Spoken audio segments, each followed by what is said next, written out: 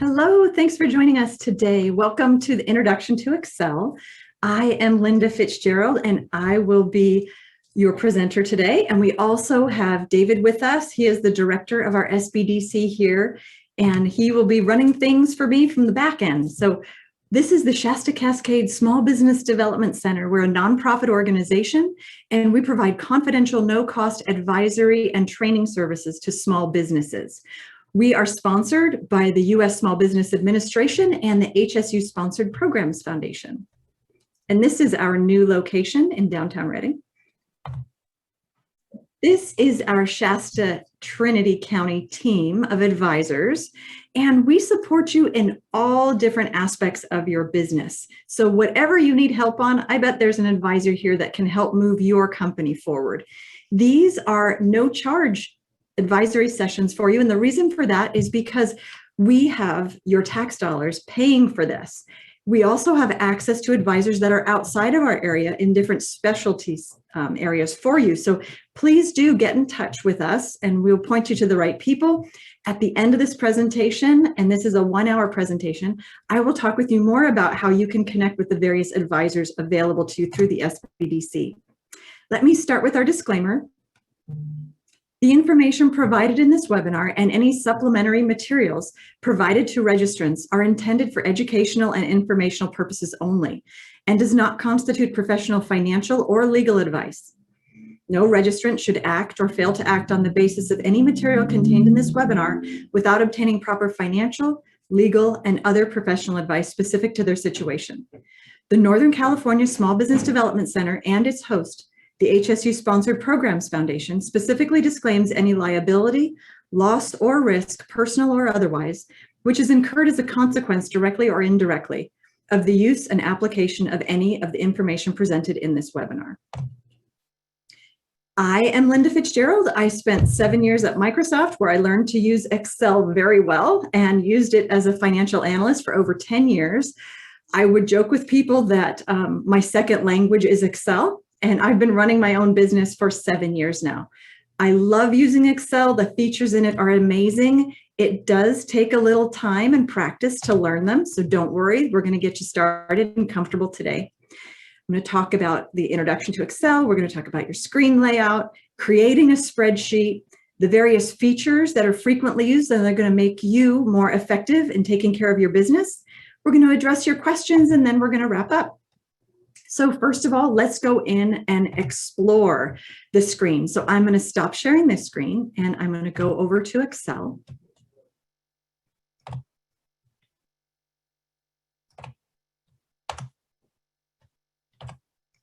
Here we go.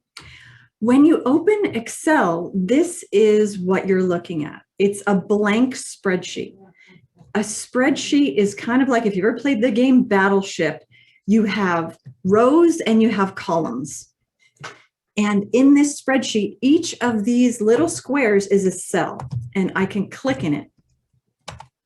And when I click in a cell, notice how it highlights the heading above and it highlights the row. There's an address for each one of these cells. Right now with this cell, look up in this area right here, I'm pointing out with my mouse, E7, that's the address for this particular cell. Right now, I want to walk you through the different pieces of this screen. So at the very, very top is a quick access toolbar. And in the past, it was called a title bar because that's where the title of your document shows up. But they put this area right here in the top of buttons that you use frequently. And you can customize that. If there's something that you're doing over and over and you're having to make a number of clicks to do it, you can actually customize that area to have it at one click. And this is the menu where the words are across the top. And once you click on one of the words in the menu, you're going to see the ribbon, the area below the menu change. So right now, home has this green underline. That means that's the ribbon that's displayed below it. If I click on file, it changes to the things that are available when I want to address file. This is where we do our saving and our printing. Insert. When I click on that, notice things change. I'm not going to go into it in detail here. I just want to get you comfortable with clicking and maneuvering around a spreadsheet. So I'm going to go back to home. So that's the menu. These are the ribbons that change depending on what item we have in the menu. And this area right here is the formula bar. This one is particularly tall right now. I can actually adjust it a little narrower. It's going to look more like this when you use it. When I type something, I'm going to click on a cell. When I type, it shows up here in the formula bar. When I hit enter, enter takes me down a cell. So I'm now in a blank cell. Notice up here, there's nothing written up here. If I either arrow up or click up, again, I'm in that cell. I'm in cell B2, the name for the cell's right here, B2, and that is what's showing me is in that cell. I can click up here and I can edit it. I can add to it.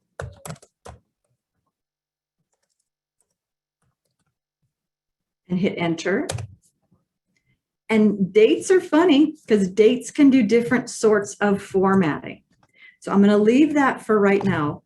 That's an advanced. We'll go to that in a few minutes. Let me talk about just regular words.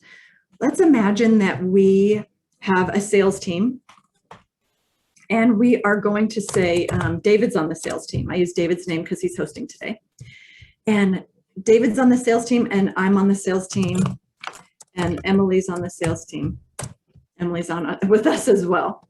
And if we're keeping track of information for people, we might want to take that data and hold it over a period of time. So we're going to use a year. We'll type January here.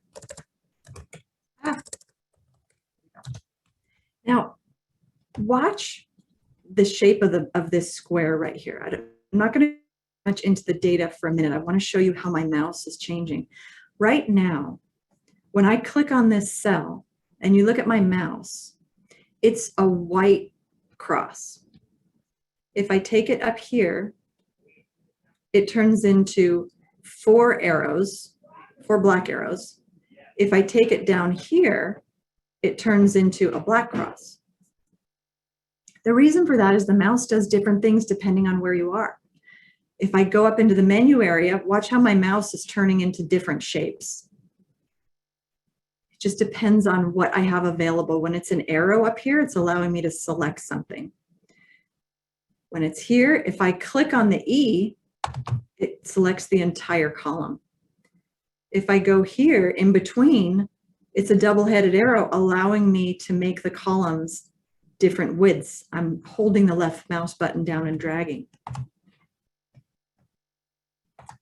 So with the data we have in here, we can format it. Right now, we're in the home menu, so I want to focus on what some of these features are in the home menu.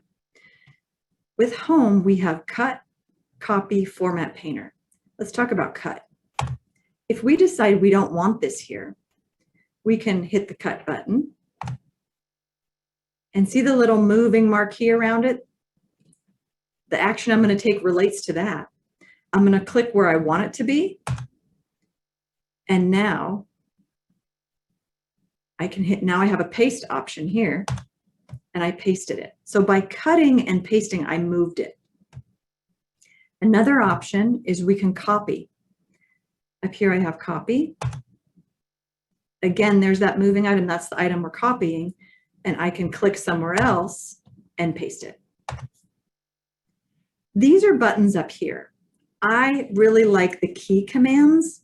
And if I click, or actually, but just by hovering over this, I can see that Control+C is going to do the same thing as hitting that button. And when I paste in the tooltip there, I have Control and V showing up after the word paste, Control and V. That means if I hold down the Control key and I tap the V button, it will paste.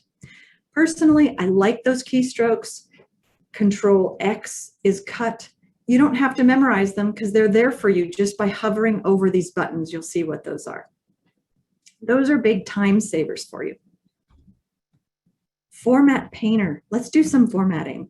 So let's take Emily's name and let's make it bold. I'm up here in the ribbon and I'm going to click on the B. And they try to do the best they can to make that little icon look like what will happen when you hit the button. So let's make it bold. italics, underline, and let's change the font size to something much larger. And over here we have highlighting, and this one is the color of the font. These right here have to do with the cells that you're in. So if we look at, I'm going to go down to this cell. It's a little faint because it's so small, but that line is actually a bottom border. And I click on that. And then if I click away, you can look over here where it says David, and there's an underline under the cell that has David's name in it. Notice that these grid lines are everywhere. They're really light and gray. But when we print, by default, these grid lines are not going to print. They're just visual for you, kind of like using graph paper to help you get your line straight. But this underline I put under David's name, that is going to print. So other things that you can see here, that decreases the font size, increases the font size. Now I want to talk about over here, the alignment buttons. We're down here with the David, and we will do, this aligns left, and this particular cell aligns left by default, but if I want it centered, I can click on the center button. If I want it right aligned. And these over here are centering or aligning based on the height. Now, right now, the height of this cell is pretty small, so you can't see. So if I go over here to the left, I can make this row taller by taking my mouse to the bottom. Watch the shape of my mouse. Right now, I know it's probably small and on the left side of your screen. I'm going to increase. There we go. Now it's much bigger. So I'm going to go up to this one. And when I take my mouse to the left side, I can select the entire row, or if I go to the bottom, see that double-headed arrow? I can make that row larger or smaller. Now you're going to notice on the alignment, if I align it to the top, or if I align it in the middle or at the bottom. So these are making what you put in Excel easy to read. So now you know you can type some things, you can format it, and I want to take you into a little bit more advanced features here. When you type, notice that it can spill over into the next cell. Emily's word right here, her name, is spilling into the cell next to it. See, it's large enough that it's over in this cell. But if I click in the cell to the right and I go up here, there's nothing written in this cell. But if I add to this,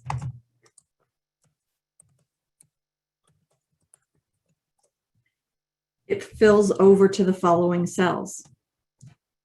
The formatting of the text is in this cell. The text resides in this cell. See, that entire sentence is in that cell. And it spills over to the other cells. But the yellow highlight is only in cell B7. That's why it's not spilling over to these other cells.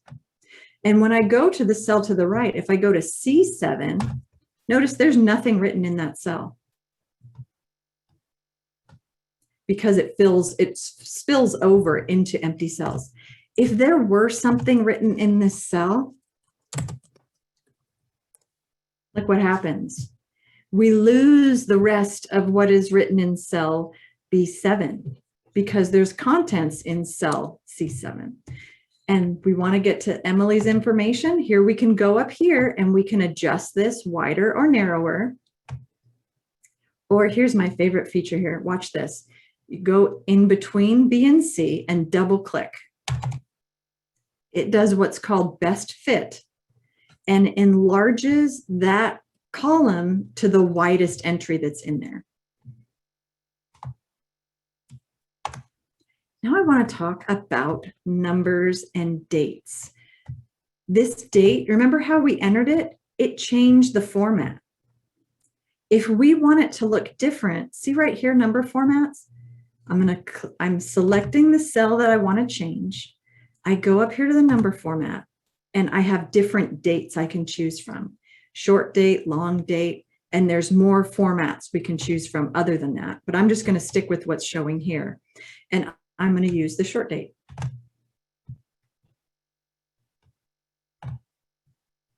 There are some nice features here. If we're doing sales information, you know what? This is getting a little messy. I want to go to a clean sheet.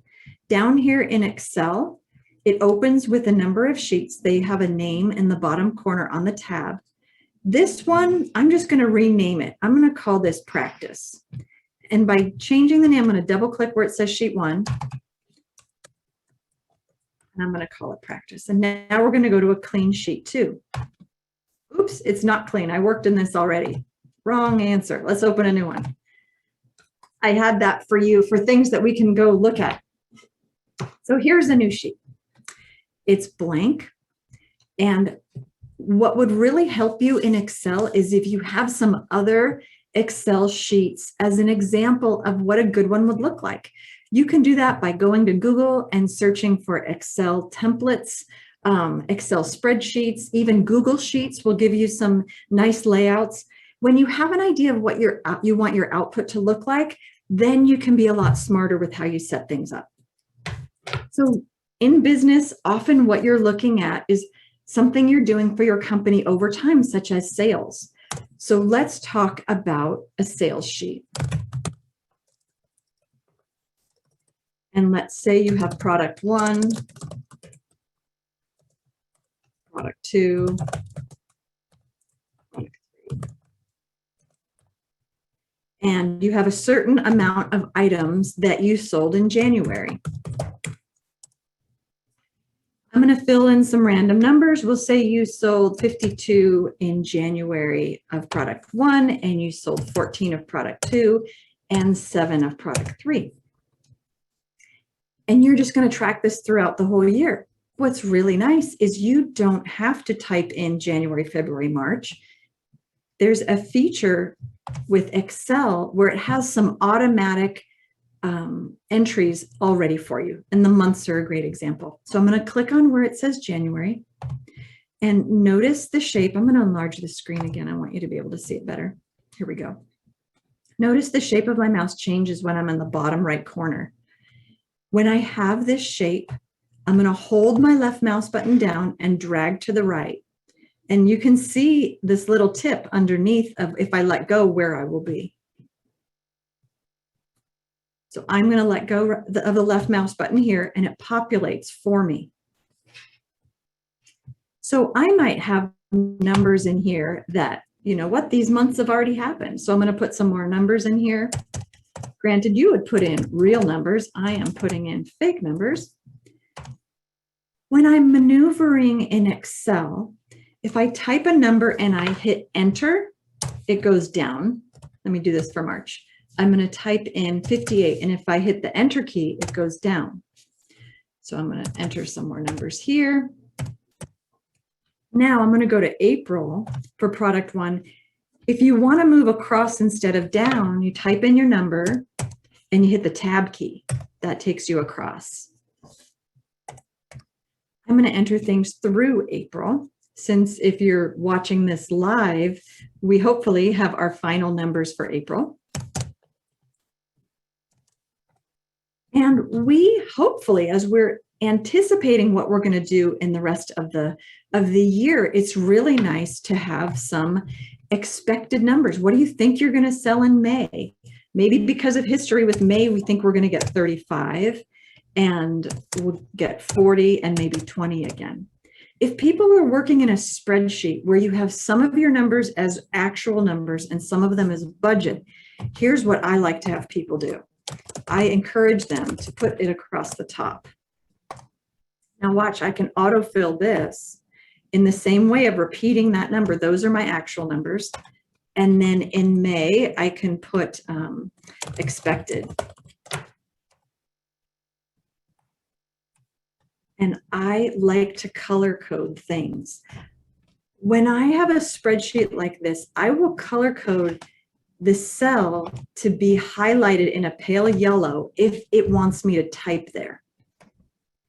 If it's something that is not actual numbers yet. Here, let's put some expected numbers in here. I would make these a different color.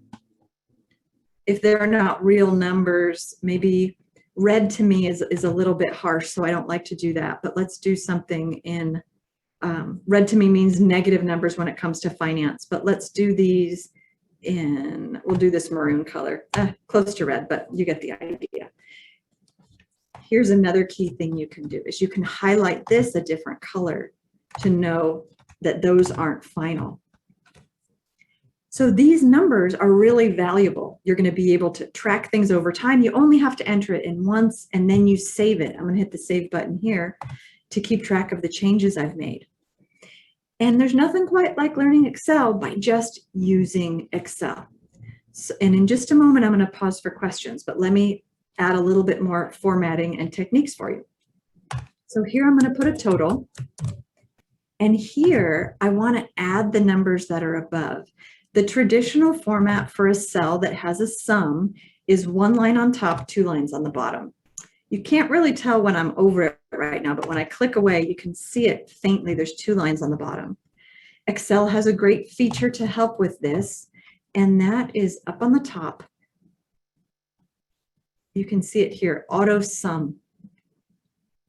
When I click in the cell where I want that total to appear, and then I go up and I click on AutoSum, it makes an assumption. It says, Linda, I think you want to total what's above. Is that correct? And there's a formula for this. The formula starts with an equal sign and it's sum, and then it has a bracket, B6 through B8. And what it's giving you is it's giving you the addresses for these cells. And when you want to do a range that's consecutive, it's going to have a colon. So that is correct. I like that. I'm going to hit my enter key. And there is my sum. When I have things that calculate in a spreadsheet, to me, I like to change the color of that because it's a formula. So my personal preference is I make formulas blue. This is what I did as a financial analyst. I had a layout that I would do when I created spreadsheets for people.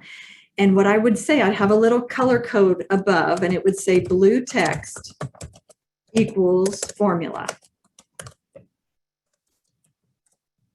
And then I would even make that blue text. And then I would say yellow highlight. Oops. Equals, enter data here.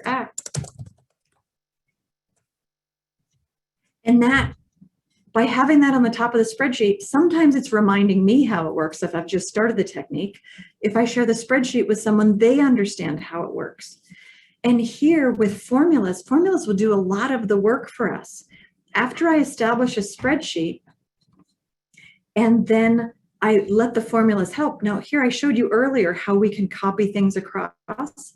This formula right here, it tells me up here in the formula bar, it has the sum. I want to copy that formula all the way across for February through June. So when I click on it, take my mouse to the bottom corner and drag it to the right, it's going to drag that formula with it. What's really neat is that formula is smart enough to know to move to the column next to it. There are ways you can adjust a formula where it always captures a certain cell, but in this formula, it's capturing in relationship to where the cell is. So for instance, for this one, it's saying sum the three items above, where when I copy that to column C, again, it's summing the three items above. So this is doing a lot of work for me. When I come into this spreadsheet and I have my May final data, I will come over here and I'll replace these numbers and I'll change where it says right here expected, I'll change that to say actual. So I know we're a half an hour into this and I've covered a lot, so I want to pause for your questions. If you have a question, you're welcome to turn your mic on and ask. David, you can notice if people's mics are turned on and let them know, who can ask their question first, or if you'd like, you can type a question in the chat and David can read it for me.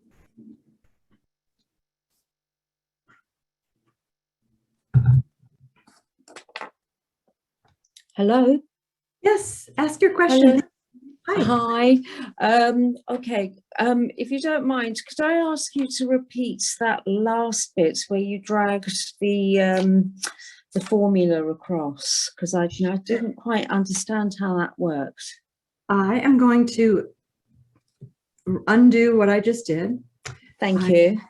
To take, now I'm actually doing the reverse. See this empty cell? Yes. I'm going to take it backward and cover all that up. Okay. So now it's like we just jumped back a couple minutes ago. Did you understand how we got here? And I created this formula. Yes. Yeah, let's go through how to do the formula again, because there is a question about that. Okay, sure. So I am going to, when you want to replace something, I'm going to make this formula go away. I'm going to click on it and I'm going to hit my backspace key and then I'm going to hit enter and the formula went away. Okay. So let's do this again. I'm going to click on that cell. I want to add the items above. Yes. So I click on the cell where I want the formula to be, where I want the total to be. Yes. I'm taking my mouse up here to where it says AutoSum. Right. I'm clicking that one time. Yes. It gives me a little moving marquee saying, are these the items you want to sum? And I do. So I hit my enter key. Okay. Now I have that. Now I could go through and I could do that exact same thing for each of these columns. Yeah. But that would take me a long time because right now I'm only looking at 6 columns. What if I had 106? It would take a long time. So instead, I'm going to take this formula right here. I'm going to take my mouse to the bottom right corner. Yes. Hold my left mouse button down. And this is called dragging it to the right. Yeah. Hold my left mouse button down and I'm moving my mouse to the right. Okay. And as soon as, see how the little outline keeps moving to the right? Yes. I go as far as I want, and then I let go of the left mouse button, and it copies the formula. It fills in. That's amazing. Okay, that's lovely. Thank you. Oh, you're welcome. Other questions that are in the chat, David? Yes, I was responding to a couple of them. Let's see. Will you be having advanced sessions soon on Excel? And yes, we're actually going to have one on using Excel for cash flow projections, and we're looking at doing advanced ones as well. You can find that out on our website, and that will be at the end of this. We'll give you that information. Can you repeat the copy feature where it says actual, the copy feature? Oh, of course. So I am going to remove the items that are here. And when I remove them, I'm clicking on them, I'm hitting the backspace key, and then I click on the next cell and I hit the backspace key. So that's how I'm clearing it out. So when I want to copy the word actual, I click on it. I take my mouse to the bottom right corner, hold the mouse button down. This is exactly the same way I copied the total across. And I drag and let go. And that brings the word actual across. Okay. I am going to show you something really handy when it comes to numbering. I'm going to scroll down. And sometimes we know we want to list a number of things. Now, if I type the number 1 here and I drag it down, I get the number 1 over and over. And look at this, undo. I love the undo button above. Yeah. It saves so much trouble. Now, if I create a pattern and I put a 2 and I highlight both of these together, and then I go down to the bottom corner, it sees a pattern of, oh, I see you're adding 1. Watch what happens now. And then I can drag down and I can number a lot of things very quickly.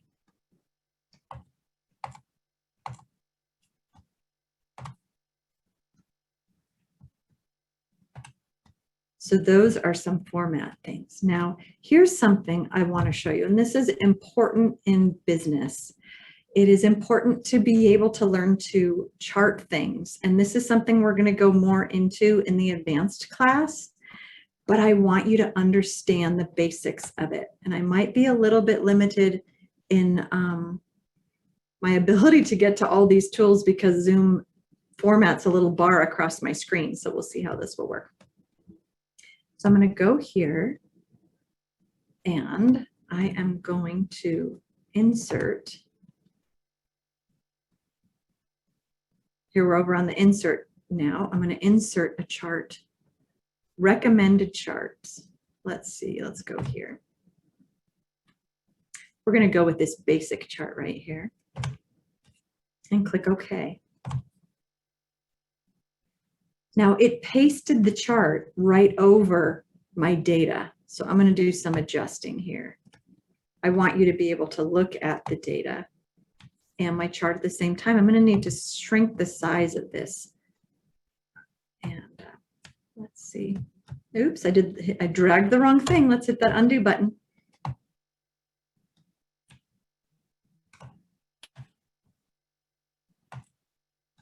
Now, this is really helpful because sometimes when we look at data, it's not very visual. When you looked at it here and it's in a table, it's hard to get an idea of how you're doing. But all of a sudden, you make it visual, and January really jumps out with, oh my gosh, look at the blue of product 1. You have a much better view of it. And there's a lot of different ways to show the data. That's in the advanced class. But I want to make sure that you understand the basics of creating a chart. Because often when you have data, looking at it in the table doesn't tell the story visually. And often you're creating PowerPoint presentations, and sharing a visual chart in PowerPoint will show a lot more to your audience than showing a spreadsheet of numbers.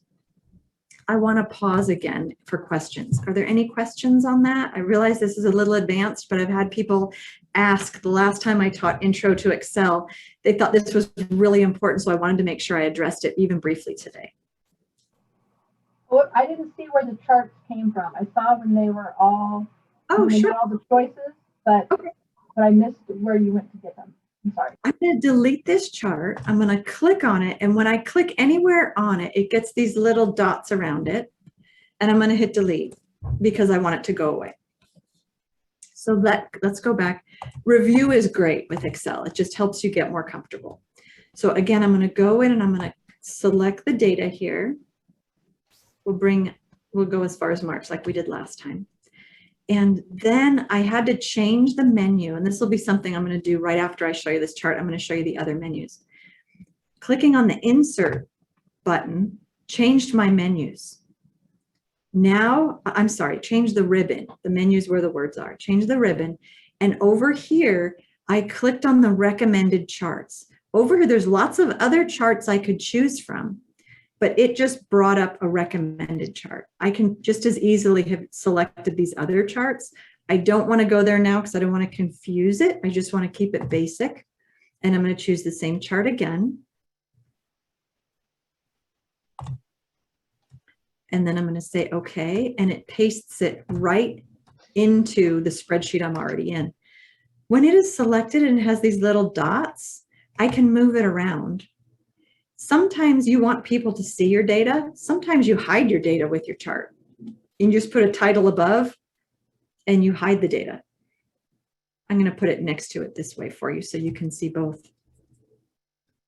So that is a little bit of exposure to charts.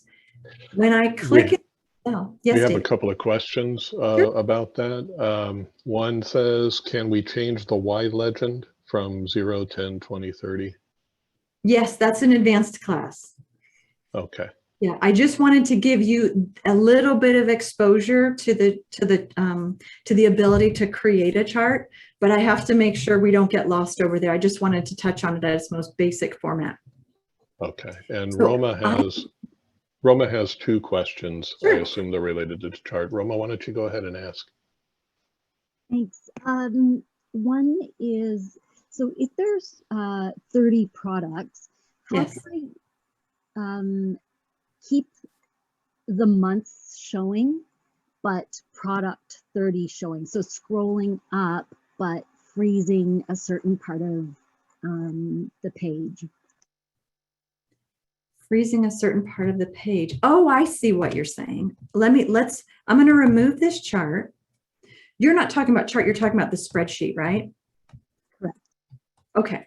So I'm going to go back. I'm back at the home screen right now. There is a feature called freeze panes. And I have to do a little adjustment here. Here we go. Right now, imagine, I like what you said. Let's do some adjusting here. I'm going to delete my total. And I'm going to use your example. Imagine we have a whole bunch of products. Now watch, remember how this 1 and 2 incremented? We'll do the same thing here. We'll let it see that it's incrementing one at a time, and we'll drag this down. And we have a whole bunch of products. We'll use all of these. There we go. And see this little elevator on the right side? I can go up and down with that. I can also click on a cell and I can use my arrow keys to go up. Now once we get down here, I'm spilling into the next cell. So let's double click here and adjust for the widest entry. When we go down, what Roma was saying is when I scroll down the spreadsheet, look what happens. I lose my headings. And I don't know what is in these. I mean, sure, I know it's 1 month after the other, but that's not helpful to not see the months. So what we want to do is we want to freeze items on the top. And if you ever don't know what you want to do, you can type in here the feature you're looking for. Freeze is what I'm looking for. So it shows up right there. First of all, you have to tell it what you want to freeze. And I have seen this feature change with different versions of Excel, and sometimes it works seamlessly and sometimes it doesn't. So let's see how it's going to work for us here. Freeze panes. This is where I want to freeze rows. This one says keep the top row, but I want to freeze the panes, and we'll see how that goes. Sometimes I need to capture 1 extra row. Yep, I need to capture 1 extra row. So I'm going to go select what I want to select. Freeze panes. Yeah, oops, it makes me grab 1 more. I wish it didn't do this. It didn't used to, but this is my workaround right now. Freeze panes, and oh, it makes me unfreeze, and then let's freeze again. Freeze panes. Okay. Now when I scroll down, oh, see, it's covering different territory here. This one's finicky. I've had the freeze pen. Yeah, I like it personally when it starts rotating at this cell 6. I've had this problem, but you get the idea of how you're keeping the headings, and I have to play with it a little bit to get it to freeze in the right spot. If there is a way to make that clearer, and one of the people here watching know it, hey, put it in the chat, and David will help share with me because I love learning from the people who have joined us. Okay. I would like to address other questions too, David. What other questions have come up? I have another one actually. Yes. Printing. I always have such a hard time printing. I'll end up just printing columns or rows, but not the entire sheet. So I'll end up spitting out, 100 pages with 1 word on it. How do I print an entire sheet? Roma, I am so glad you brought that up. Let's talk about that right now. I am going to show you some other menus here. We were at home. Insert is what we went to when we saw the chart options here. Now I'm going to go to page layout. Page layout is so important. How your page is set to print depends on your page layout. So let's go and pretend we're going to print and see what it's looking like right now. So right now it's showing page 1 of 1, and it's all fitting on 1 page, because it gives me a sample when I go to print it. Let's say that we really need it to print a lot larger and we want it horizontal. So page layout, we click on page layout, it's already selected because it's green underlined. And here's where we choose our margins and our page orientation, the size of the page, what the print area is. And this little button right here gets me into more details. It brings up a dialog box with a bunch of different choices here. So here's what it has for me. It says it's going to do it portrait. It's going to print it at 100%, which is the normal page layout. When I go to the margins, these are the default margins. There's no header or footer in here. And this is information on how the sheet will print. This is really important. What will repeat on the top of the page? If we had, these are showing products 1 through 37. If we had like products 1 through 300, when it goes to page 2, you're going to want these headings to show up on the top of the page. So rows to repeat at the top of your sheet would be these right here. Notice I'm clicking right here, and I would want these rows to repeat at the top. I highlighted over here in the gray number area, and it created this formula for itself, which equals $1, $5. And now if we print multiple pages, that's going to appear on the top of each page. Let me go back and address some other things Roma talked about. When you have a lot of information, I'm going to cancel here. When you have a lot of information on your sheet and you go to print, by default, often it will cut the pages in ways you had never anticipated. Let's give this spreadsheet more data.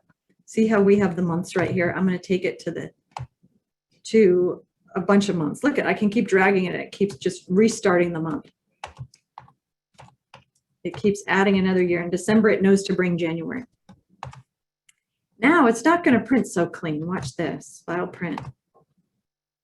Look at it, chops off at September. And if I look at the bottom with pages, I now have 5 pages, but it chops off in a weird way. So let's go back and let's clean this up.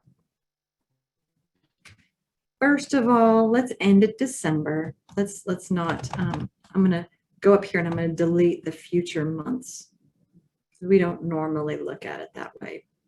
I just wanted to show you how it can spill over to other pages. I'm going to delete those. So now we're at the normal year. And my freeze panes is odd, notice, because I can scroll to the right. We froze certain cells.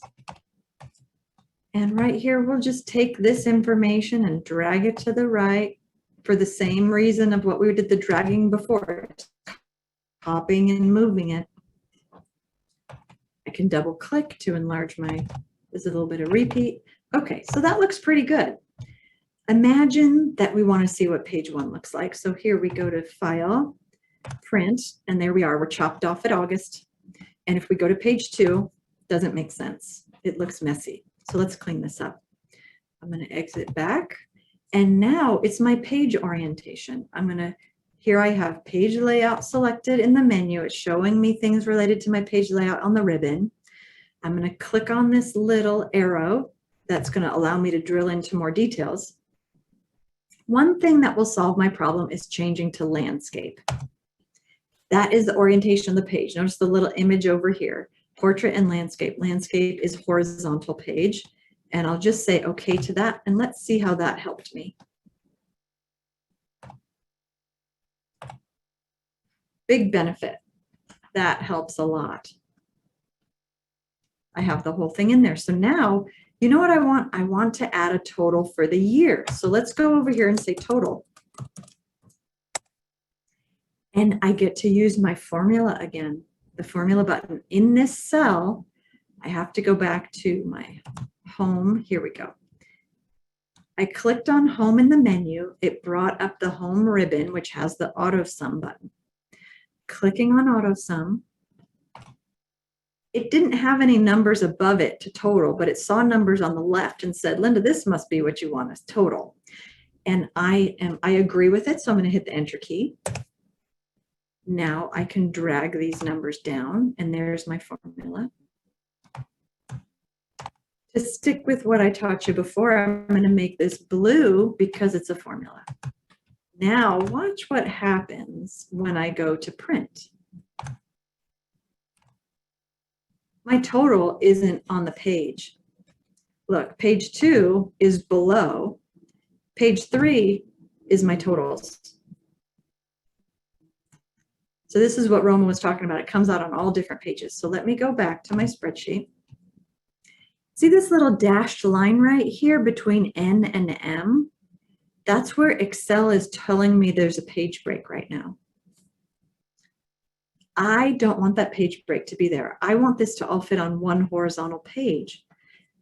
There's a couple ways I can do that. I can make these columns narrower, but I like having all the columns be roughly the same width. Instead, I'm going to adjust what prints on one page. So I'm going to go up here to font, to page layout. I'm going to click on this button again. That brings me the page setup. And notice scaling.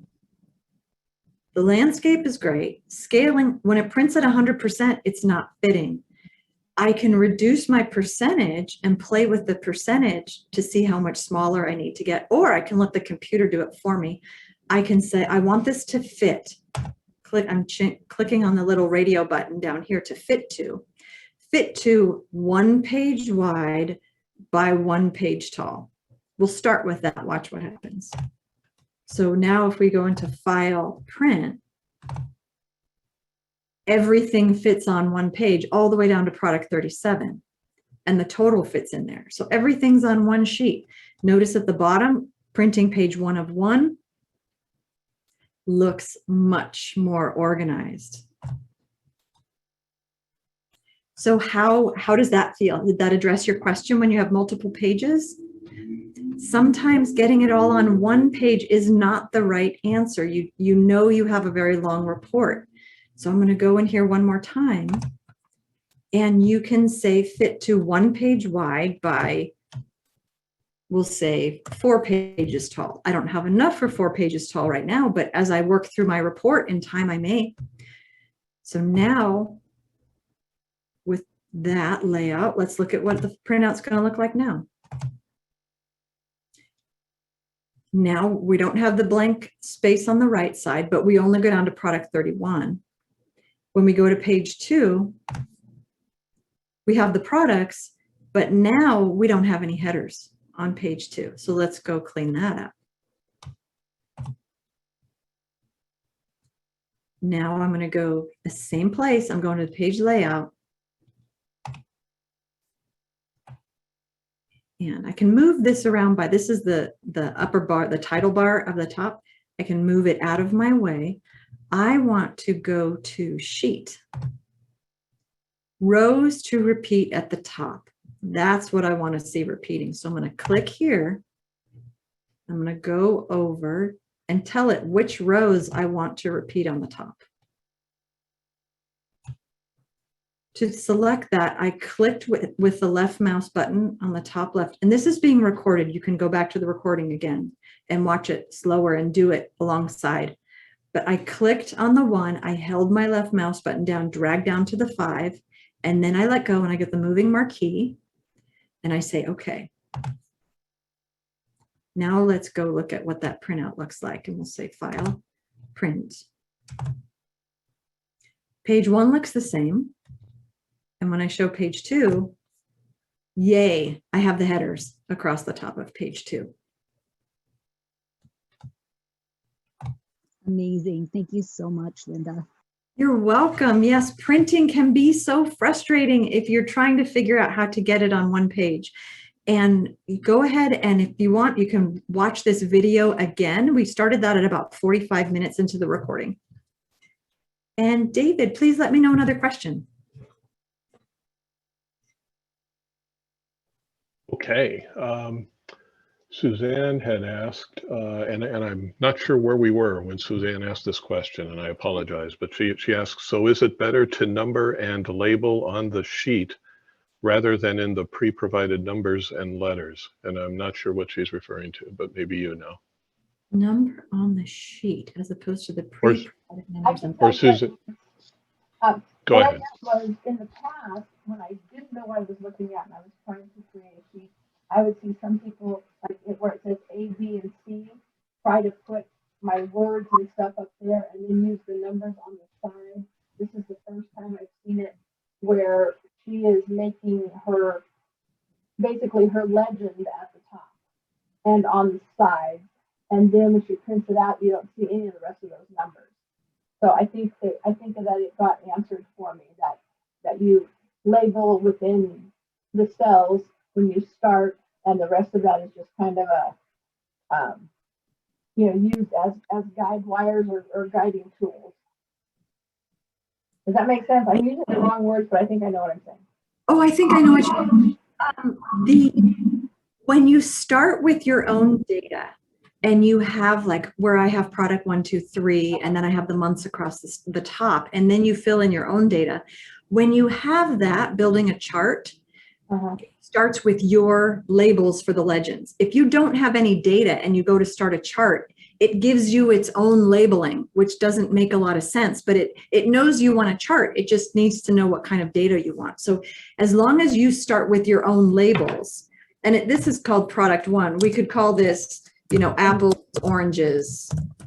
Right. Yeah, I thought the word apples would need to be put over in the 6 somehow, or up in the A letter somehow. I didn't realize that you type them right in the actual cells. Exactly. You type them right in the cells. Yeah, that's how beginner I am. I'm sure more than anybody else. It's okay. I started like the light bulb on. The first time I saw a spreadsheet, I did not understand the concept at all. I had only understood Word documents, so it took me a while to get it.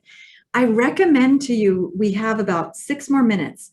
I recommend to you to get an Excel and play with it. Do things. I taught you a lot today. Play with it, play with the highlighting, play with the formatting, and just get in there. And here's what makes it so valuable to you. When I say play with it, put some of your real information in there so that you are applying what you've learned today. And ideally, I do a lot of training.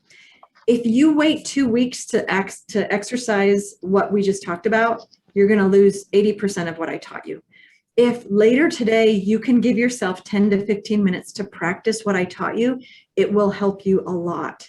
And there are plenty of YouTube videos on how to learn little Excel things. You can go to YouTube and say how to highlight a cell, and I bet you'll find a 2-minute video on how to do that.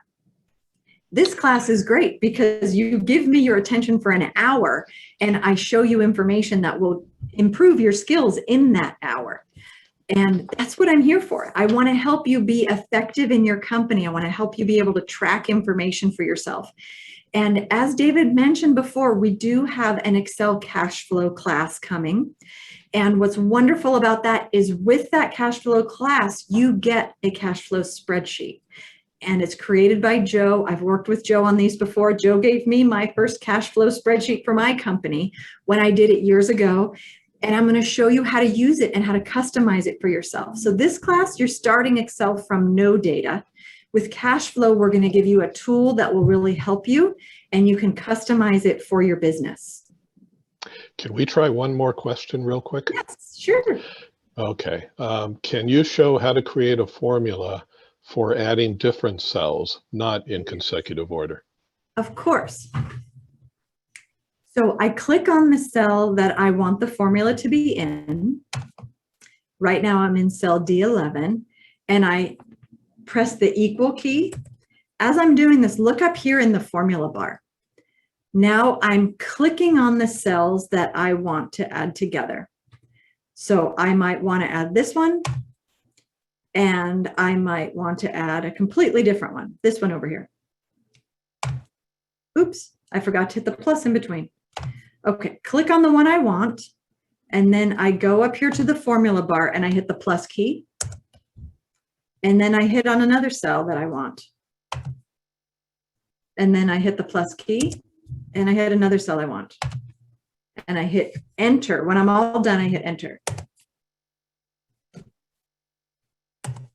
And those are the 3 cells. That's what they add up to. Perfect. Thank you.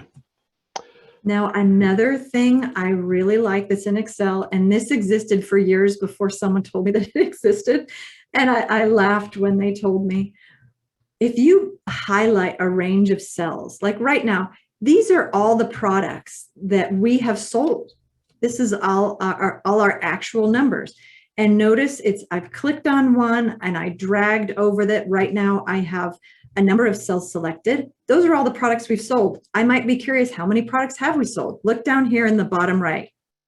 Look at the sum, 376 products.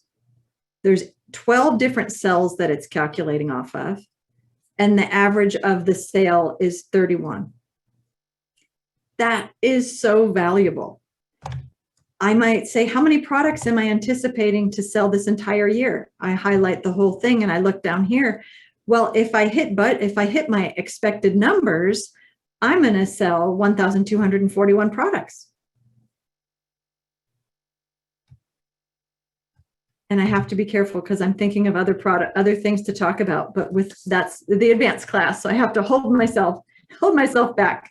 I am going to now exit out of sharing this screen and share a different screen with you because I want you to know how to get more help from us.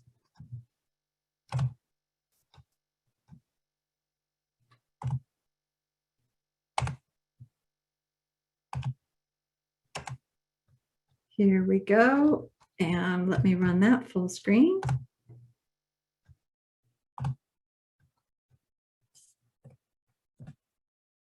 And here we are at the end here. So I want to share with you, I want to make sure that you know how to get in touch with us. If you are in Shasta or Trinity County, we support you through our Shasta-Cascade SBDC office.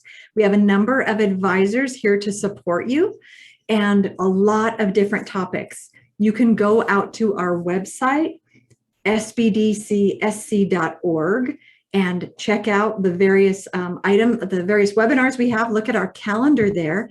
Emily's email is here, emily@norcalsbdc.org.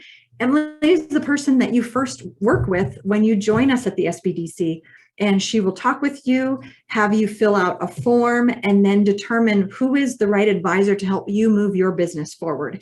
And notice that you can find us on Facebook and Twitter and LinkedIn and YouTube. And notice that this YouTube link is kind of ugly.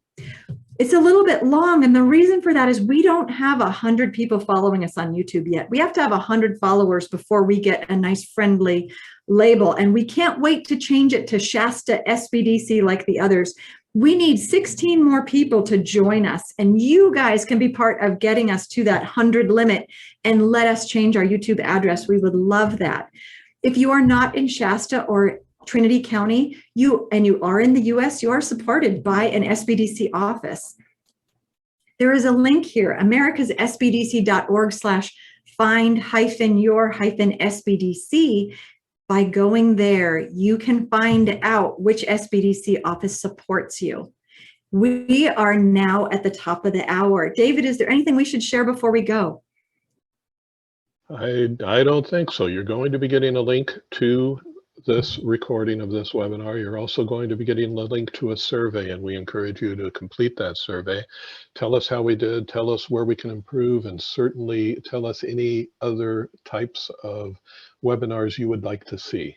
The reason we did this webinar is because we got a lot of people requesting a webinar Excel, and so it's very valuable to us for you to fill out that survey, and we have thick skin, so be honest. Yes, please be honest. David, if you could do me a favor and click on Save the Chat, that way Yes, I can review the questions that people have. And when you fill out that survey, if you're looking forward to an advanced Excel class, please mention in your survey what particular features you would like to see in that class. There is a lot to Excel, and I want to make sure that I'm providing the items and the training in the class that you're asking for. So thank you so much for joining us. Please do fill out that survey. The survey is how we let our funders know how we are spending our time. We develop webinars because of what you ask for, and because of your honest feedback, our webinars get better each time. Yes, even if you don't think it's something we don't want to hear, trust me, I want to hear it. That's why we get better. Thank you so much for joining us for this Excel class today. I'm really glad you spent the time. Now go apply what you learned and reach out to the SBDC office near you for more support. Thank you so much. We'll see you next time.